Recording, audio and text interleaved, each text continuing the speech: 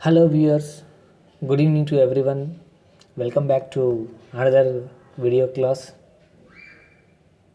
Today I am going to explain about objectives of economic development.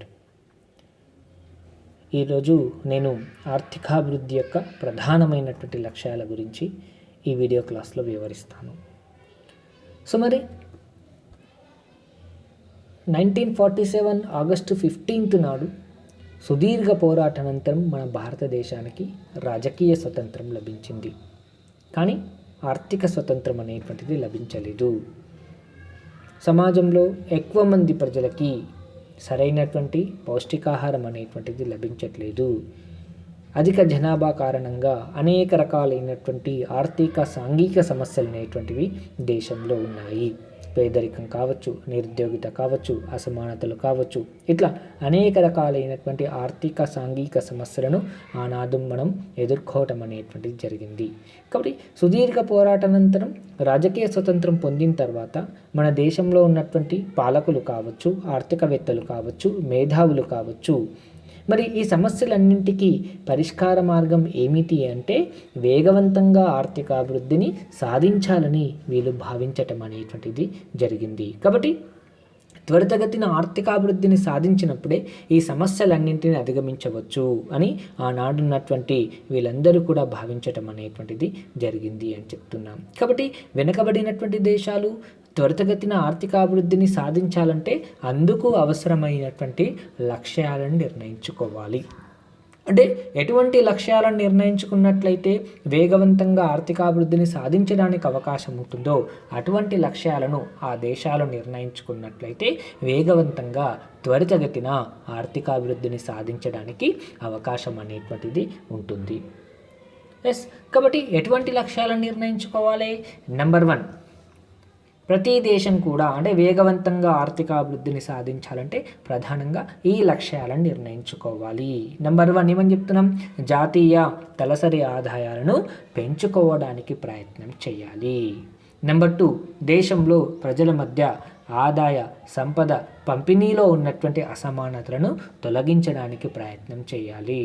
Number 3, ప్రజల యొక్క జీవన ప్రమాణ స్థాయిని పెంచడానికి ప్రయత్నం చేయాలి.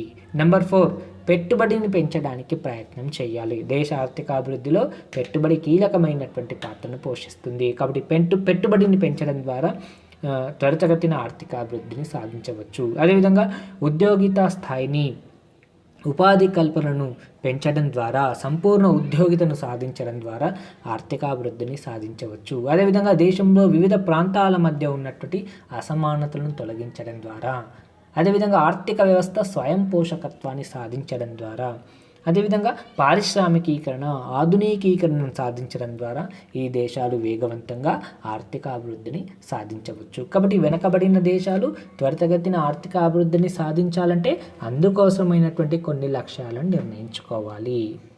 వాటి గురించి 1 by 1 మనం డిస్కస్ చేద్దాం. నెంబర్ 1, జాతీయ తలసరి ఆదాయాల వృద్ధి రేట్లను పెంచుకోవటం ద్వారా. అభివృద్ధికి కొలమానం ఏంటి? ఈనాడు మనం చూసినట్లయితే ప్రపంచ దేశాలను అవి సాధించినటువంటి అభివృద్ధిని ఆధారంగా చేసుకొని అభివృద్ధి చెందిన దేశాలు అని, చెందుతున్నటువంటి దేశాలు అని, వెనకబడిన దేశాలు అని వర్గీకరిస్తున్నాం. ఎట్లా వర్గీకరిస్తున్నాం? దేనిని ఆధారంగా చేసుకొని వర్గీకరిస్తున్నాం? ఆదాయాన్ని ఆధారంగా చేసుకొని వర్గీకరిస్తున్నాం. కాబట్టి అభివృద్ధికి కొలమానం ఏంటి? ఆదాయమే అభివృద్ధికి కొలమానము. మరి ఈ ఆదాయం ఎట్లా ఏర్పడుతుంది?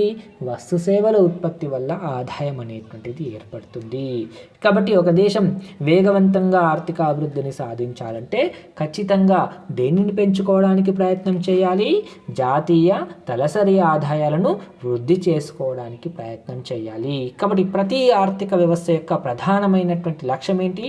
ఆ ఆర్థిక వ్యవస్థ తన యొక్క జాతీయ తలసరి ఆదాయాలను పెంచుకోవాలనే లక్ష్యంగా నిర్ణయించుకోవాలి. ఎవ్రీ ఇయర్ కూడా, ప్రతి సంవత్సరం కూడా 6 నుంచి 8% చొప్పున వృద్ధి రేటును సాధించాలని లక్ష్యంగా ఆ దేశాలు పెట్టుకున్నట్లయితే త్వరితగతిన ఆర్థిక అభివృద్ధిని సాధించడానికి అవకాశం అనేటువంటిది ఉంటుంది అని చెప్తున్నాం. అయితే కొన్నిసార్లు జాతీయ ఆదాయం పెరిగినప్పటికీ కూడా ఆర్థిక వ్యవస్థలో ఎటువంటి అభివృద్ధి అనేటువంటిది జరగకపోవచ్చు. అంటే జాతీయ ఆదాయం ఆర్థిక అభివృద్ధిని ప్రతిబింబించడానికి కూడా అవకాశం అనేటువంటిది కొన్ని సందర్భాలలో ఉండదు. అంటే కొన్ని సందర్భాలలో జాతీయ ఆదాయం పెరిగినా, తలసరి ఆదాయం పెరిగినా ఆర్థిక వ్యవస్థలో ఎటువంటి అభివృద్ధి అనేటువంటిది జరగకపోవచ్చు. మరి అది నిజమైనటువంటి అభివృద్ధి అనేటువంటిది కాదు అని చెప్తున్నాం. ఎందుకు అంటే ఫర్ ఎగ్జాంపుల్ చెప్తున్నాం, రాబర్ట్ క్లోవర్ అనే ఆర్థికవేత్త చెప్తున్నాడు, గ్రోత్ వితౌట్ డెవలప్మెంట్. ఆర్థిక వ్యవస్థలో ఎటువంటి అభివృద్ధి లేకున్నా కూడా వృద్ధి జరగవచ్చు. లాటిన్ అమెరికా ఖండంలో లైబీరియా దేశం కావచ్చు, పెట్రోలియంను ఉత్పత్తి చేసే అరబ్ దేశాలు కావచ్చు. ఈ దేశాల యొక్క జాతీయ ఆదాయం ఎక్కువగా ఉంది, కానీ ఆ దేశంలో ఇప్పటికీ కూడా ఆర్థికాభివృద్ధికి అవసరమైనటువంటి పటిష్టమైనటువంటి ఆర్థిక పునాదుల నిర్మాణం అనేటువంటిది జరగలేదు. మరి అది నిజమైనటువంటి అభివృద్ధియా? నిజమైనటువంటి అభివృద్ధి కాదు. అంతేకాకుండా ఏ ఆర్థిక వ్యవస్థలో కూడా ధరల స్థాయి అనేటువంటిది నిలకడగా ఉండదు. కాలం మారుతున్నా కొద్దీ ధరలు అనేటువంటివి మారుతూ ఉంటాయి. 10 సంవత్సరాల క్రితం ఉన్నటువంటి ధరలు వేరు, ప్రస్తుతం ఉన్నటువంటి ధరలు వేరు. మరి అలాంటప్పుడు ప్రస్తుత ధరల ప్రకారం ఆదాయాన్ని అంచనా వేసినట్లయితే జాతీయ ఆదాయం కావచ్చు, తలసరి ఆదాయం కావచ్చు ఉండవలసిన దానికంటే ఎక్కువగా కనిపిస్తుంది. మరి అది నిజమైనటువంటి అభివృద్ధియా? నిజమైనటువంటి అభివృద్ధి కాదు. కాబట్టి నిజమైనటువంటి అభివృద్ధిని అంచనా వేయాలంటే ఏం చేయాలి? జాతీయ ఆదాయానికి బదులుగా వాస్తవిక జాతీయ ఆదాయాన్ని, వాస్తవిక తలసరి ఆదాయాన్ని అభివృద్ధికి కొలామానంగా తీసుకోవాలి. ఎందుకంటే ప్రస్తుత ధరల ప్రకారం ఆదాయాన్ని అంచనా వేసినట్లయితే జాతీయ ఆదాయం ఉండవలసిన దానికంటే ఎక్కువగా ఉంటుంది. కాబట్టి స్థిర ధరల ప్రకారం, నిలకడ ధరల ప్రకారం జాతీయ ఆదాయాన్ని అంచనా వేసినట్లయితే మనకు వాస్తవిక ఆదాయం అనేటువంటిది, వాస్తవిక తలసరి ఆదాయం అనేటువంటిది వస్తుంది. కాబట్టి ప్రతి దేశం కూడా ఆర్థికాభివృద్ధిని సాధించాలంటే ఎటువంటి లక్ష్యాన్ని పెట్టుకోవాలి? ఈ వాస్తవిక తలసరి జాతీయ ఆదాయంలో వృద్ధి రేటును పెంచుకోవాలనే లక్ష్యంగానే ఆ దేశాలు నిర్ణయించుకోవాలి. అప్పుడు ఆ దేశాలు వేగవంతంగా ఆర్థిక అభివృద్ధిని సాధించడానికి అవకాశం అనేటువంటిది ఉంటుంది. అంతేకాకుండా ఇక్కడ ఆర్థికాభివృద్ధి లక్ష్యంలో ప్రధానమైనటువంటి లోపం ఏమిటి అంటే జాతీయ ఆదాయంలోని పెరుగుదల దేశంలోని అన్ని రంగాలలో మార్పు రావటం ద్వారా జరిగిందా, లేదా ఒకే ఒక రంగంలో ఎక్కువ పెరుగుదల వల్ల జరిగిందా అనేది కూడా ప్రధానమైనటువంటిదే. కొన్నిసార్లు అనుత్పాదక వస్తువుల ఉత్పత్తిని పెంచడం ద్వారా కావచ్చు. అదేవిధంగా రక్షణ పైన, యుద్ధాలపైన పెద్ద మొత్తంలో వ్యయం చేయడం ద్వారా కూడా జాతీయ ఆదాయం పెరగవచ్చు. తద్వారా తలసరి ఆదాయం కూడా పెరగవచ్చు. కాబట్టి ఆర్థికాభివృద్ధి లక్ష్యాన్ని నిర్ణయించుకునేటప్పుడు ఈ లక్ష్య సాధనలో పెరుగుదలతో పాటు అభివృద్ధి అంశాలను కూడా పరిగణలోనికి తీసుకోవాలి. అంటే ప్రజల యొక్క జీవన ప్రమాణ స్థాయికి సంబంధించినటువంటి అంశాలను కూడా పరిగణలోనికి తీసుకోవాలి. కానీ జీవన ప్రమాణ స్థాయిని, ఇతర సామాజిక సంక్షేమానికి సంబంధించినటువంటి అంశాలను కూడా పరిగణలోనికి తీసుకున్నట్లయితే నిజమైనటువంటి అభివృద్ధిని లెక్కించడానికి అవకాశం అనేటువంటిది ఉంటుంది. కాబట్టి ఆర్థికాభివృద్ధిని నిర్ణయించే అంశాలలో ప్రధానమైనటువంటిది, అంటే ఆర్థికాభివృద్ధి యొక్క లక్ష్యాలలో ప్రధానమైనటువంటిది ఏంటి అని చెప్తున్నాం? జాతీయ తలసరి ఆదాయాన్ని పెంచుకోవడానికి ప్రయత్నం చేయాలి. కాబట్టి ఎవ్రీ ఇయర్ ప్రతి సంవత్సరం కూడా ఎవ్రీ ఇయర్ 6 నుంచి 8% చొప్పున వారి యొక్క వాస్తవిక తలసరి ఆదాయాన్ని పెంచుకోవడానికి ప్రయత్నం చేసినట్లయితే త్వరితగతిన ఆర్థిక అభివృద్ధిని సాధించవచ్చు. 1990 తర్వాత మనం చూసినట్లయితే ఆర్థిక సంస్కరణను ప్రవేశపెట్టిన తర్వాత మన భారతదేశం ఎవ్రీ ఇయర్ కూడా 6% కంటే ఎక్కువ వృద్ధి రేటునే క్రమం తప్పకుండా సాధిస్తూ రావటం అనేటువంటి జరుగుతుంది. ఇట్లా కంటిన్యూస్గా మనము జాతీయ తలసరి ఆదాయాలను పెంచుకుంటూ పోయినట్లయితే వేగవంతంగా ఆర్థిక అభివృద్ధిని సాధించడానికి అవకాశం ఉంటుంది. నెంబర్ 2, ఆదాయ సంపద పంపిణీ అసమానతల తొలగింపు. అంటే ఒక దేశం వేగవంతంగా ఆర్థికాభివృద్ధిని సాధించాలంటే ఎటువంటి లక్ష్యాలను నిర్ణయించుకోవాలి? ఆ దేశంలో ధనవంతుడికి పేదవాడికి మధ్య ఉన్నటువంటి అసమానతలను తొలగించడానికి ప్రయత్నం చేయాలి. అంటే దేశం యొక్క సంపద సమాజంలో ఉన్నటువంటి అన్ని వర్గాల ప్రజలకు మధ్య సమానంగా పంపిణీ జరిగితే అసమానతలు తగ్గుతాయి. తద్వారా సాంఘిక సంక్షేమం అనేటువంటిది, ఆర్థిక సంక్షేమం అనేటువంటిది సాధించడానికి అవకాశం అనేటువంటిది ఉంటుంది. కాబట్టి ఎటువంటి లక్ష్యాన్ని నిర్ణయించుకోవాలి?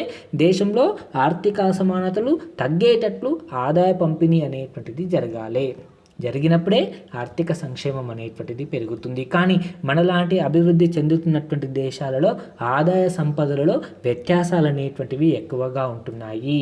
ఈ దేశాలలో మనం చూసినట్లయితే పై స్థాయి 10% మంది చేతిలో ఎక్కువ మొత్తంలో ఆస్తులు కేంద్రీకృతమై ఉంటే క్రింది స్థాయి 10% మంది చేతిలో తక్కువ మొత్తంలో ఆస్తులు కేంద్రీకృతం కావటం అనేటువంటిది జరుగుతుంది. National council of applied economics research NCEAR national council of applied economics research అనే సంస్థ యొక్క అధ్యయనం ప్రకారం మనం చూసినట్లయితే పై స్థాయి 20% మంది చేతిలో సుమారుగా 79% ఆస్తులు కేంద్రీకృతమై ఉంటే క్రింది స్థాయి 20% మంది చేతిలో కేవలం 0.49% ఆస్తులు మాత్రమే కేంద్రీకృతమై ఉన్నాయి. దీన్ని బట్టి మనం చెప్పొచ్చు దేశంలో ఆస్తులకు సంబంధించినటువంటి అసమానతలు అనేటువంటివి ఎక్కువగా ఉన్నాయి. మరి ఈ విధంగా ఉన్నట్లయితే వేగవంతంగా ఆర్థిక అభివృద్ధిని సాధించడానికి అవకాశం అనేటువంటిది ఉండదు. కాబట్టి వెనకబడిన దేశాలు, మనలాంటి అభివృద్ధి చెందుతున్నటువంటి దేశాలు త్వరితగతిన ఆర్థికాభివృద్ధిని సాధించాలంటే ఏం చేయాలి? ఎటువంటి లక్ష్యంతో పనిచేయాలి? దేశం యొక్క సంపద సమాజంలో అన్ని వర్గాల ప్రజల మధ్య సమానంగా పంపిణీ జరిగేటట్లు చూడాలి. అంటే అత్యధిక శాతం ప్రజలు కొద్ది భాగం జాతీయ ఆదాయాన్ని మాత్రమే పొందుతున్నారు. కాబట్టి ఆర్థిక అభివృద్ధి జరగాలంటే ఈ ఆర్థిక అసమానతలు అనేటువంటివి తగ్గాలి. అందరి మధ్య సమానంగా పంపిణీ జరిగినప్పుడే సాంఘిక న్యాయం జరుగుతుంది. ఆర్థిక సంక్షేమం అనేటువంటి పెరగడానికి అవకాశం ఉంటుంది. సామాజిక న్యాయాన్ని సాధించడానికి అవకాశం అనేటువంటిది ఉంటుంది. కాబట్టి ఆదాయ సంపద పంపిణీలో ఉన్నటువంటి అసమానతను తొలగించడానికి ప్రయత్నం చేయాలి. అదేవిధంగా నెక్స్ట్ ఆర్థికాభివృద్ధి యొక్క లక్ష్యాలలో ప్రధానమైనటువంటిది ప్రజల జీవన ప్రమాణ స్థాయిలను పెంచడం, స్టాండర్డ్ ఆఫ్ లివింగ్. అంటే దేశం యొక్క ఆర్థిక అభివృద్ధి దేనిపైన ఆధారపడి ఉంటుంది? ఆ దేశంలో ఉన్నటువంటి ప్రజల యొక్క జీవన ప్రమాణ స్థాయి పైన ఆధారపడి ఉంటుంది. కాబట్టి ఆర్థికాభివృద్ధి లక్ష్యాలలో మరొక ముఖ్యమైనటువంటి లక్ష్యం ఏంటంటే ప్రజల జీవన ప్రమాణ స్థాయిని పెంచటం. జాతీయ ఆదాయం ఎంత ఎక్కువ రేటులో పెరిగినప్పటికీ ఆదాయ అసమానతలు ఒకవేళ అధికంగా ఉన్న దేశంలో తలసరి ఆదాయం అధికంగా ఉన్నప్పటికీ ప్రజల జీవన ప్రమాణ స్థాయి అనేటువంటిది పెరగకపోవచ్చు. మనం ఇంతకుముందు చెప్పాను, అభివృద్ధి లక్ష్యాలను పరిగణలోనికి తీసుకునేటప్పుడు ఆదాయంతో పాటు ప్రజల యొక్క జీవన ప్రమాణ స్థాయిని కూడా పరిగణలోనికి తీసుకోవాలి. అంటే ప్రజల యొక్క జీవన ప్రమాణ స్థాయిని ప్రభావితం చేసే అంశాలను పరిగణలోనికి తీసుకున్నట్లయితే నిజమైనటువంటి అభివృద్ధిని మనం అంచనా వేయవచ్చు. కాబట్టి అభివృద్ధి లక్ష్యాలలో ప్రధానమైనటువంటిది ప్రజల యొక్క జీవన ప్రమాణ స్థాయిని పెంచటం. అంటే ప్రజల యొక్క కనీస వినియోగ స్థాయిలో పెరుగుదల అనేటువంటిది జరగాలి. అంటే పేద ప్రజలు వినియోగించే వస్తు సేవల ఉత్పత్తిలో కావచ్చు, వాటి యొక్క నాణ్యతలో కావచ్చు మార్పు అనేటువంటిది రావాలి. అంటే పేద ప్రజలు ఉపయోగించే వస్తువు యొక్క నాణ్యత, వాటి యొక్క ఉత్పత్తిలో పెరుగుదల అనేటువంటిది చోటు చేసుకోవాలి. అంటే ప్రజలకు పౌష్టికాహారం అనేటువంటిది లభించాలి. అభివృద్ధి చెందిన దేశాలలో మనం చూసినట్లయితే అభివృద్ధి చెందినటువంటి దేశాల్లో ప్రజలు ప్రోటీన్స్ అధికంగా ఉన్నటువంటి ఆహార పదార్థాలను వినియోగం చేస్తూ ఉంటారు. ఫర్ ఎగ్జాంపుల్ పాన్లు కావచ్చు, చేపలు కావచ్చు, మాంసం కావచ్చు, వెన్న కావచ్చు, ఇటువంటి ప్రోటీన్లు అధికంగా ఉండే ఆహార పదార్థాలను వినియోగిస్తూ ఉంటే మనలాంటి అభివృద్ధి చెందుతున్నటువంటి దేశాలలో ప్రజలు జొన్నలు కావచ్చు, బియ్యం కావచ్చు, గోధుమలు కావచ్చు, ఇటువంటి తృణధాన్యాలను అధిక స్థాయిలో వినియోగించడం అనేటువంటిది జరుగుతూ ఉంటుంది. కాబట్టి ప్రజల యొక్క కనీస వినియోగ స్థాయిలో మార్పులు రావాలి. అంటే పేదవారు ఉపయోగించే వస్తు సేవల యొక్క ఉత్పత్తి, వాటి యొక్క నాణ్యత అనేటువంటిది పెరగాలి. అప్పుడే జీవన ప్రమాణ స్థాయి పెరగడానికి అవకాశం అనేటువంటిది ఉంటుంది. అదేవిధంగా మనం చూసినట్లయితే అభివృద్ధి చెందినటువంటి దేశాలలో ప్రజలు 3000 క్యాలరీల ఆహార పదార్థాలను ప్రతిరోజు తీసుకుంటూ ఉంటే మనలాంటి దేశాలలో ప్రజలు గ్రామీణ ప్రాంతాలలో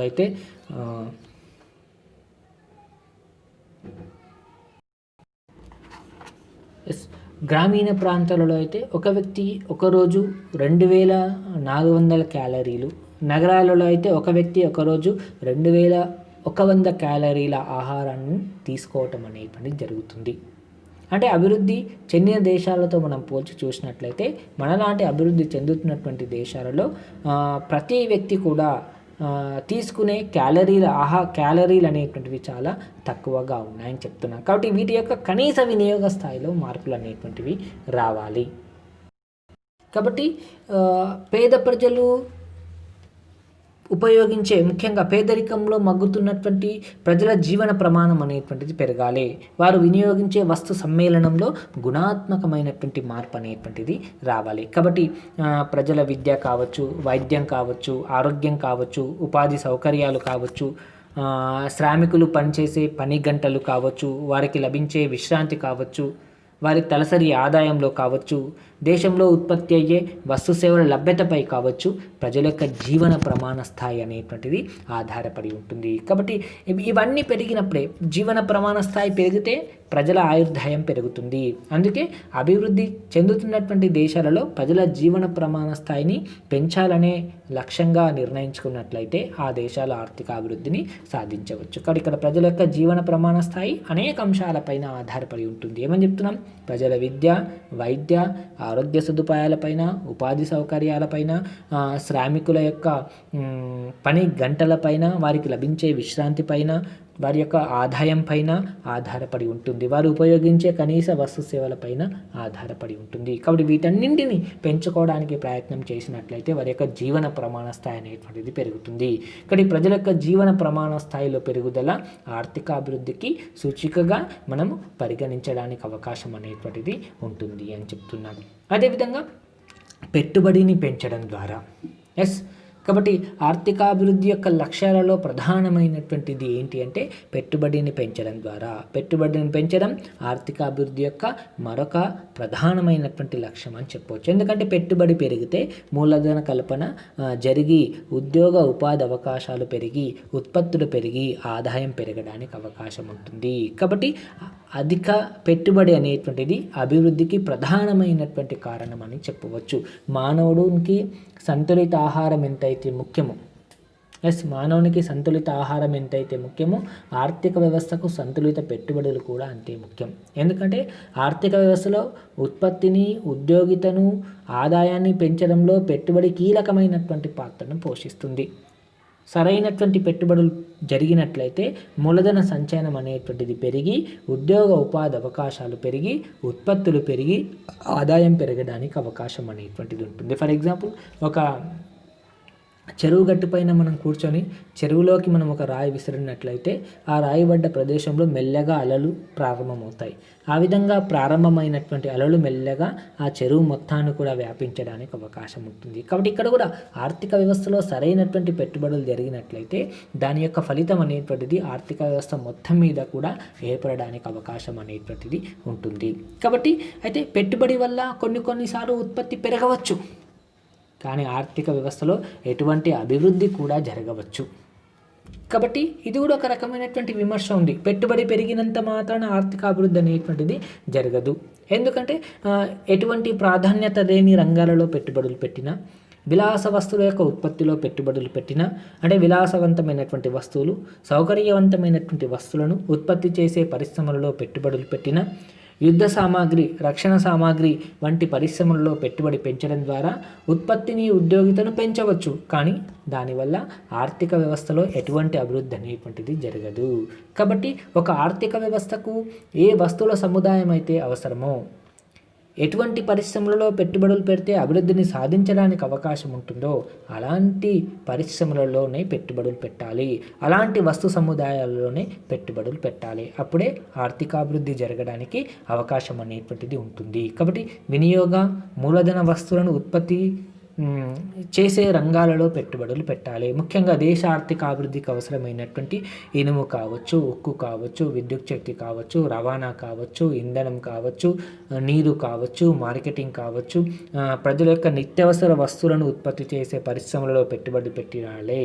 ఈ విధమైనటువంటి పెట్టుబడులు పెట్టినప్పుడే ఆర్థికాభివృద్ధి అనేటువంటిది జరగడానికి అవకాశం అనేటువంటిది ఏర్పడుతుంది అని చెప్తున్నాం. కాబట్టి పెట్టుబడిని పెంచడం ఆర్థికాభివృద్ధి యొక్క ప్రధానమైనటువంటి లక్ష్యంగా మనము చెప్పడానికి అవకాశం ఉంటుంది. కాబట్టి లేనటువంటి రంగాలలో పెట్టుబడులు పెట్టినప్పుడు కొన్నిసార్లు ఉత్పత్తులు పెరగవచ్చు, ఆదాయం పెరగవచ్చు, కానీ ఆర్థిక వ్యవస్థలో ఎటువంటి ఆర్థికాభివృద్ధి అనేటువంటిది జరగదు. కాబట్టి ప్రాధాన్యత ఉన్నటువంటి రంగాలలో పెట్టుబడులు పెట్టాలి. అప్పుడే ఆర్థిక వ్యవస్థలో ఆర్థికాభివృద్ధి జరగడానికి అవకాశం అనేటువంటిది ఉంటుంది అని చెప్తున్నాం. అదేవిధంగా ఉద్యోగిత స్థాయిని, ఉపాధి కల్పనను పెంచటం ద్వారా ఎట్లుండాలి? వెనకబడిన దేశాలు త్వరితగతిన ఆర్థిక అభివృద్ధిని సాధించాలంటే ఎటువంటి లక్ష్యాలను నిర్ణయించుకోవాలి? సంపూర్ణ ఉద్యోగితను సాధించాలి. ఇక్కడ సంపూర్ణ ఉద్యోగిత అంటే అందరికీ ఉద్యోగ ఉపాధి అవకాశాలను కల్పించడము అని అర్థం కాదు. ఏంటి? ఆర్థిక వ్యవస్థలో నిరుద్యోగితను తగ్గిస్తూ సంపూర్ణ ఉద్యోగితను సాధించాలి. అంటే పనిచేసే శక్తి సామర్థ్యాలు ఉన్నటువంటి వాళ్ళందరికీ ఉద్యోగ ఉపాధి అవకాశాలు కల్పించినట్లయితే సంపూర్ణ ఉద్యోగితను మనం సాధించడానికి అవకాశం అనేటువంటిది ఉంటుంది. కాబట్టి వెనుకబడినటువంటి దేశాలలో జనాభా విస్ఫోటనం కారణంగా శ్రామిక జనాభా అనేటువంటిది పెరుగుతూ ఉంటుంది. కాబట్టి పెరుగుతున్నటువంటి జనాభాకు సరైనటువంటి ఉద్యోగ ఉపాధి అవకాశాలను కల్పించాలి. అప్పుడే ఆర్థికాభివృద్ధి అనేటువంటిది సాధ్యమవుతుంది అని చెప్తున్నాం. కాబట్టి ఏం చేయాలి? ఆర్థిక వ్యవస్థలో నిరుద్యోగితను తగ్గిస్తూ సంపూర్ణ ఉద్యోగితను సాధించడం ద్వారానే ఈ దేశాలు ఆర్థికాభివృద్ధిని సాధించడానికి అవకాశం ఉంటుంది. అందుకోసం ఏం చేయాలి? ఈ దేశాలు లభ్యమయ్యే వనరులను, అంటే ఆ దేశంలో ఉన్నటువంటి వనరులను దృష్టిలో పెట్టుకొని వాటిని సక్రమంగా ఉపయోగించుకునే పద్ధతులను ఆ దేశాలు ఉపయోగించాలి. అప్పుడే సంపూర్ణ ఉద్యోగితను సాధించడానికి అవకాశం ఉంటుంది. కాబట్టి వెనుకబడినటువంటి దేశాలలో, అభివృద్ధి చెందుతున్నటువంటి దేశాలలో అపారమైనటువంటి శ్రామిక శక్తి ఉంటుంది. కాబట్టి ఆ శ్రామిక శక్తిని బేస్ చేసుకొని ఆ శ్రామిక శక్తికి ఉద్యోగ ఉపాధి అవకాశాలు కల్పించే పరిశ్రమను స్థాపించాలి. చిన్న తరహా కుటీర పరిశ్రమలు స్థాపించినట్లయితే ఆ పరిశ్రమలు వస్తు ఉత్పత్తి కోసం శ్రమసాంధితమైన పద్ధతిని ఉపయోగిస్తాయి. ఈ శ్రమసాంధితమైనటువంటి పద్ధతిని ఉపయోగించడానికి శ్రామికులు కావాలి. మరి వెనుకబడినటువంటి దేశాలలో అపారమైన శ్రామిక శక్తి ఉంటుంది. కాబట్టి ఆ పరిశ్రమలు అందుబాటులో ఉన్నటువంటి శ్రామికులను వినియోగించుకొని ఉత్పత్తిని చేస్తాయి. తద్వారా ఉద్యోగ అవకాశాలు లభిస్తాయి, ఉత్పత్తులు పెరగడానికి అవకాశం ఉంటుంది, ఆర్థికాభివృద్ధిని సాధించడానికి అవకాశం ఉంటుంది. కాబట్టి ఏం చేయాలి? ప్రతి దేశం అందుబాటులో ఉన్నటువంటి వనరులను సంపూర్ణంగా వినియోగించుకుంటూ అధికోత్పత్తిని, తద్వారా సంపూర్ణ ఉద్యోగితను సాధించడానికి ప్రయత్నం చేయాలి. మరి ఇక్కడ సంపూర్ణ ఉద్యోగిత అంటే ఏం చెప్తున్నాం? దేశ ప్రజలందరికీ ఉద్యోగితను కల్పించడం అని మాత్రం కాదు. ఏంటి? సాధారణంగా మనం చూసినట్లయితే 10 సంవత్సరాల కింద ఉన్నటువంటి పిల్లలు కావచ్చు, 60 సంవత్సరాల పైన ఉన్నటువంటి వృద్ధులు కావచ్చు, వీరికి శారీరకంగా కావచ్చు, మానసికంగా కావచ్చు పనిచేసే శక్తి సామర్థ్యాలు అనేటువంటివి ఉండవు. కాబట్టి వీళ్ళు శ్రామిక జనాభా పరిధిలోకి రావటం అనేటువంటిది జరగదు. కాబట్టి శ్రామిక జనాభా పరిధిలోకి ఎవరు వస్తారు? 15 సంవత్సరాల పైన ఉన్నటువంటి వాళ్ళు, 60 సంవత్సరాల మధ్య ఉన్నటువంటి ప్రజలే శ్రామిక జనాభాగా మనం చెప్పడానికి అవకాశం ఉంటుంది. ఈ శ్రామిక జనాభాలో కూడా పని చేయడానికి ఇష్టపడనటువంటి వాళ్ళు ఉంటారు. పని చేయడానికి ఇష్టపడినటువంటి వాళ్ళు ఉంటారు. పనిచేసే శక్తి సామర్థ్యాలు లేనటువంటి వ్యక్తులు కూడా ఉంటారు. అంగవైకల్యం కలిగినటువంటి వాళ్ళు కావచ్చు, వికలాంగులు కావచ్చు, ఇతరులు కావచ్చు. వీరు పోగా మిగిలిన వాళ్ళందరికీ ఉద్యోగ అవకాశాలు కల్పించినట్లయితే సంపూర్ణ ఉద్యోగితను మనం సాధించడానికి అవకాశం అనేటువంటిది ఉంటుంది. అంటే దేశంలో శ్రామిక జనాభాలో మనం చూసినట్లయితే పనిచేసే శక్తి ఉండి పని చేయడానికి ఇష్టం ఉన్నటువంటి వారికి ఉద్యోగితను కల్పించినట్లయితే సంపూర్ణ ఉద్యోగిత అనేటువంటిది సాధించవచ్చు. ఈ విధమైనటువంటి శ్రామిక జనాభా మన దేశంలో సగానికి మించి ఉండదు.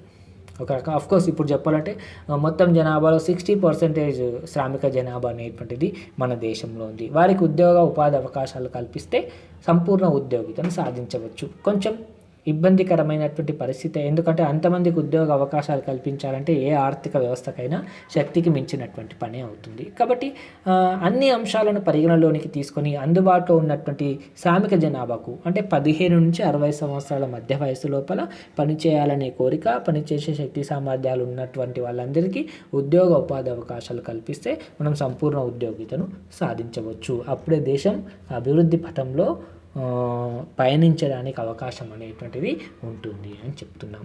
అదేవిధంగా ప్రాంతీయ అసమానతలు తొలగింపు. ఒక దేశం ఆర్థిక అభివృద్ధిని సాధించాలంటే దేశంలో ధనవంతుడికి పేదవాడికి మధ్య ఆదాయ సంపదలో అసమానతలను తగ్గించాలి. ఎట్ ద సేమ్ టైం దేశంలో ఆయా ప్రాంతాల మధ్య ఉన్నటువంటి వ్యత్యాసాలను కూడా తొలగించడానికి ప్రయత్నం చేయాలి.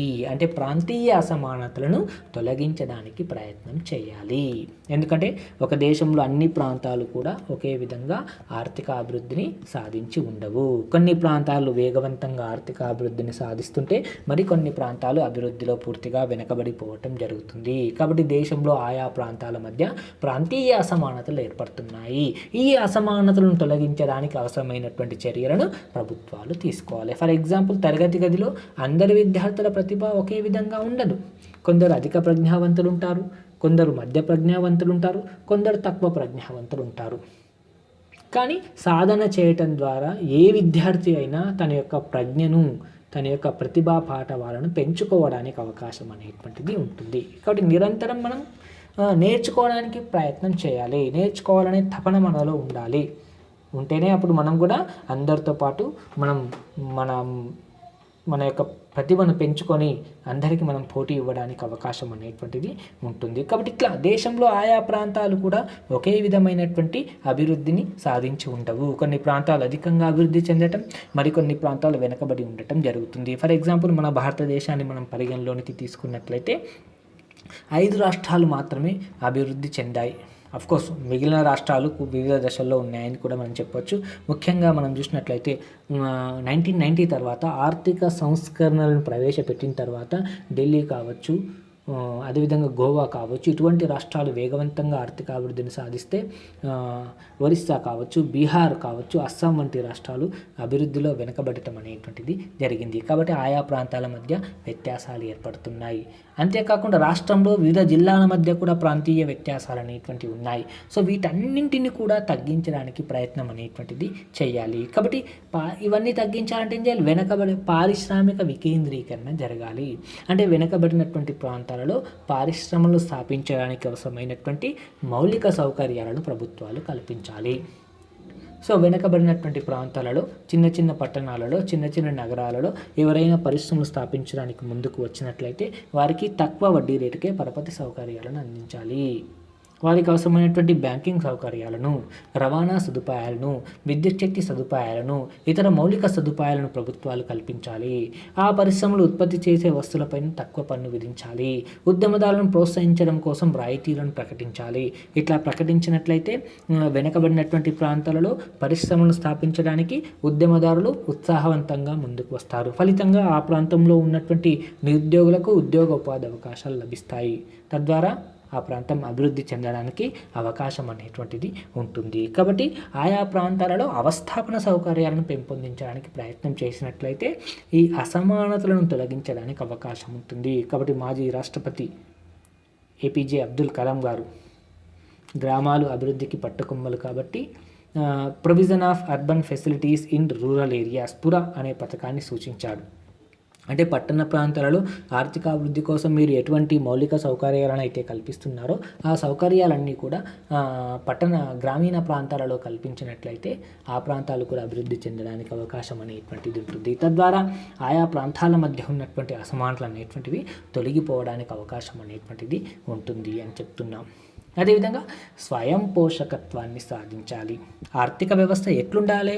స్వయం పోషకంగా ఉండాలి. ఎప్పుడు కూడా ఇతర దేశాలపైన ఆధారపడి ఉండరాదు. ఫర్ ఎగ్జాంపుల్, డిగ్రీ విద్యార్థులు అంటే ఎట్లుండాలి? స్వయం పోషకంగా ఉండాలి. అంటే డిగ్రీకి వచ్చినటువంటి విద్యార్థి అట్లీస్ట్ తన యొక్క చిన్న చిన్న ఖర్చులను తీర్చుకోవడం కోసం సొంతగా ఆదాయాన్ని సమకూర్చుకోవాలి. ట్యూషన్స్ చెప్పడం ద్వారా కావచ్చు, లేదంటే కుటుంబంలో వారి యొక్క తల్లిదండ్రులు ఏ పని అయితే చేస్తున్నారో అందులో వారికి సహాయ సహకారాలను అందించడం ద్వారా కావచ్చు, పార్ట్ టైం జాబ్ చేయడం ద్వారా కావచ్చు, సొంతగా తనకు అవసరమైనటువంటి ఖర్చులను సంపాదించుకోవాలి. స్వయం పోషకంగా ఉండాలి. ఇట్లా ఆర్థిక వ్యవస్థ కూడా ఎట్లుండాలి? స్వయం పోషకంగా ఉండాలి. ఎప్పుడు కూడా ఇతర దేశాలపైన ఆధారపడకూడదు. అంటే విదేశీ సహాయం కోసం, విదేశీ మూలధనం కోసం, దిగుమతుల కోసం, విదేశీ సాంకేతిక పరిజ్ఞానం కోసం, విదేశీ యంత్ర పరికరాల కోసం ఎల్లప్పుడూ అన్ని వేళలా ఆధారపడకూడదు. అంటే ఒక దేశం ఏం చేయాలి? ఆర్థిక స్వతంత్రం వచ్చిన తొలినాళ్ళలో మనం చూసినట్లయితే మన దేశంలో ఇవన్నీ కూడా పూర్తిగా లోపించి ఉన్నాయి. వేగవంతంగా ఆర్థికాభివృద్ధిని సాధించాలంటే విదేశీ మూలధనం కావాలి, సాంకేతిక పరిజ్ఞానం కావాలి, కొత్త యంత్ర పరికరాలు కావాలి, ఇతర పరస్పర పూరక కారకాలు కావాలి. ఇవన్నీ లోపించి ఉన్నాయి కాబట్టి ఆనాడు మనం ఇతర దేశాల యొక్క సహకారాలను తీసుకొని ఆర్థికాభివృద్ధిని సాధించడానికి ప్రయత్నం చేశాం. నెక్స్ట్ మన లక్ష్యం ఏముంటుంది?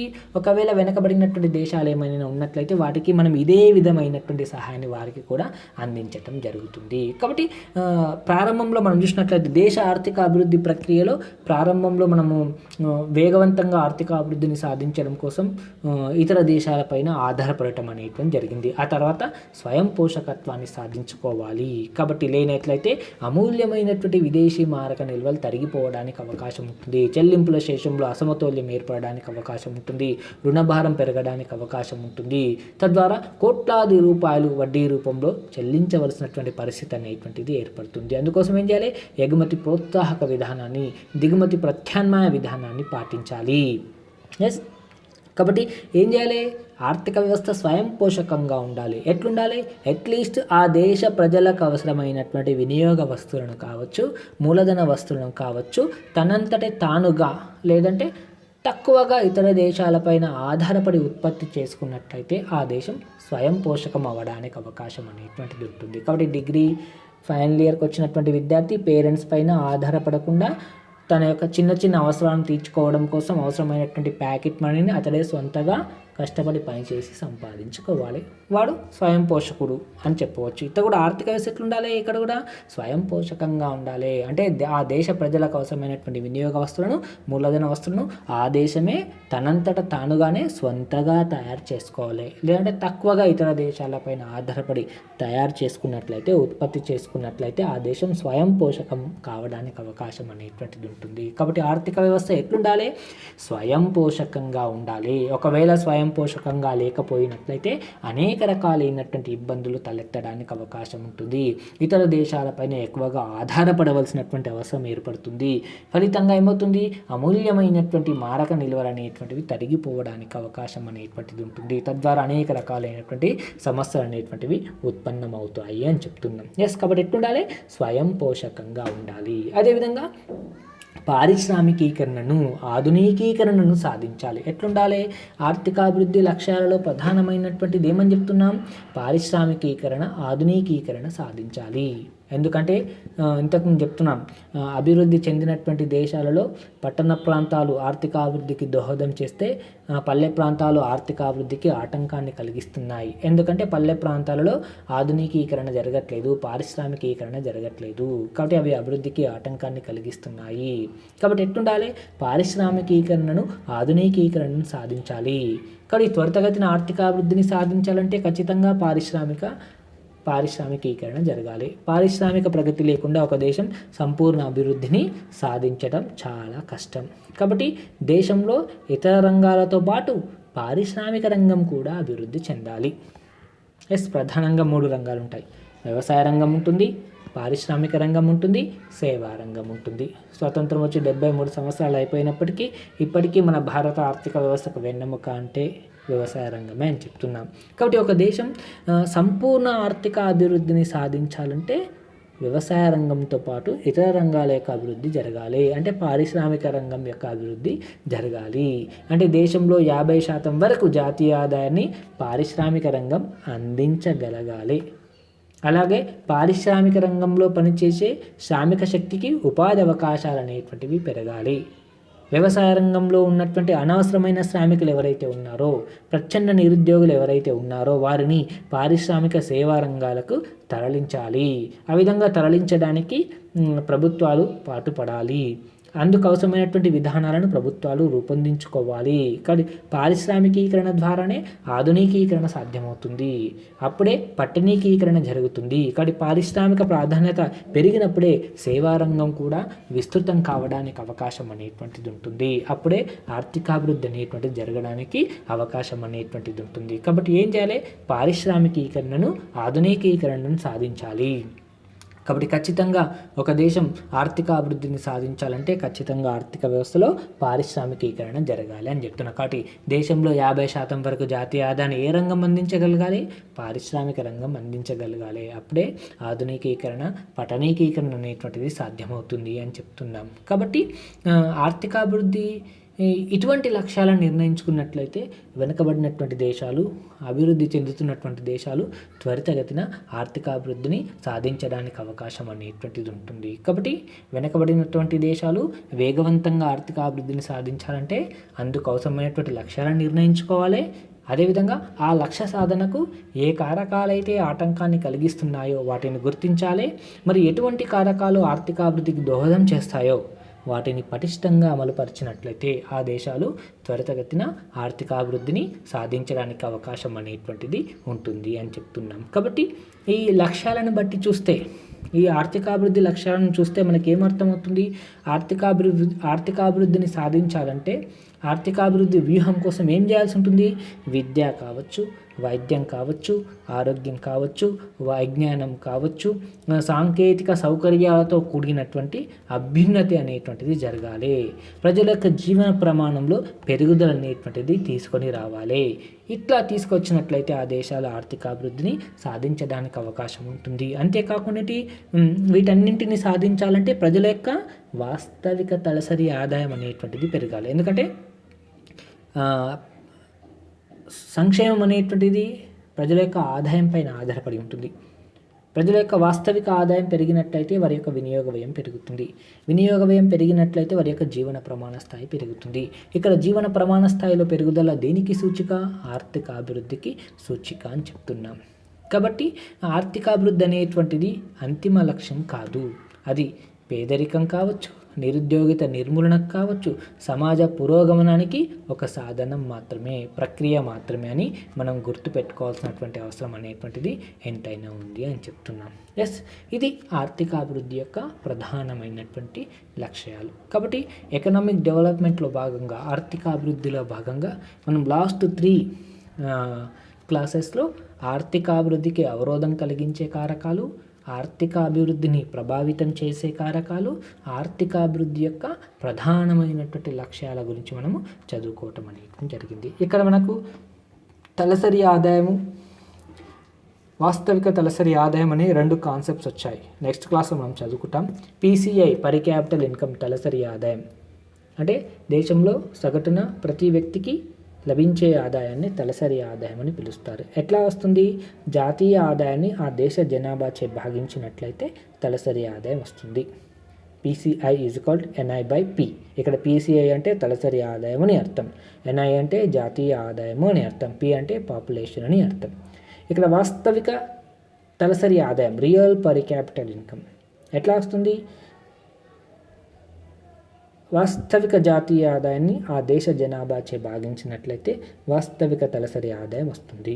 అంటే స్థిర నిలకడ ధరల ప్రకారం లెక్కించినటువంటి వాస్తవిక ఆదాయాన్ని ఆ దేశ జనాభాచే మనం భాగిస్తే వాస్తవిక తలసరి ఆదాయం అనేటువంటిది రావటం అనేటువంటిది జరుగుతుంది. ఇది ఈ రెండింటికి మధ్య ఉన్నటువంటి స్మాల్ డిఫరెంట్గా మనం చెప్పవచ్చు. తలసరి ఆదాయము, వాస్తవిక తలసరి ఆదాయం. చాలామంది ఆర్థికవేత్తలు కూడా వాస్తవిక తలసరి ఆదాయాన్ని అభివృద్ధికి కొలామానంగా భావించటం అనేటువంటి జరిగింది. ఎందుకంటే ధరల పెరుగుదల వల్ల కావచ్చు, అనుత్పాదక కార్యక్రమాలపైన ఖర్చులు చేయటం వల్ల కావచ్చు, యుద్ధం పైన ఎక్కువ వ్యయం చేయటం వల్ల కావచ్చు, రక్షణ సామాగ్రి పైన ఎక్కువ వ్యయం చేయటం వల్ల కూడా జాతీయ ఆదాయాలు పెరిగి తలసరి ఆదాయాలు పెరగవచ్చు. కానీ ఆర్థిక వ్యవస్థలో ఎటువంటి అభివృద్ధి జరగకపోవచ్చు. కాబట్టి జాతీయ ఆదాయము తలసరి ఆదాయాలకు బదులుగా వాస్తవిక జాతీయ ఆదాయాన్ని, వాస్తవిక తలసరి ఆదాయాలనే అభివృద్ధికి కొలామానంగా తీసుకోవాలని భావించటం అనేది జరిగింది. ఫర్ ఎగ్జాంపుల్ ఆర్థర్ లూయిస్ కావచ్చు, లైబెన్స్టీన్ వంటి ఆర్థికవేత్తలు వాస్తవిక తలసరి ఆదాయమే ఆర్థిక అభివృద్ధికి సరైనటువంటి కొలామానం అని తెలియచేయటం అనేది జరిగింది. వాస్తవానికి చెప్పాలంటే అన్ని సూచికలలోకెల్లా ఉత్తమమైనటువంటి సూచిక ఏమిటి అంటే వాస్తవిక తలసరి ఆదాయమే. సో నెక్స్ట్ క్లాస్లో అభివృద్ధిని లెక్కించే సూచికలు, కొలామానాల గురించి మనం చదువుకుంటాం. మెజర్మెంట్స్ ఆఫ్ ఎకనామిక్ డెవలప్మెంట్, ఆర్థిక అభివృద్ధిని లెక్కించే సూచికలు లేదా కొలామానాలు.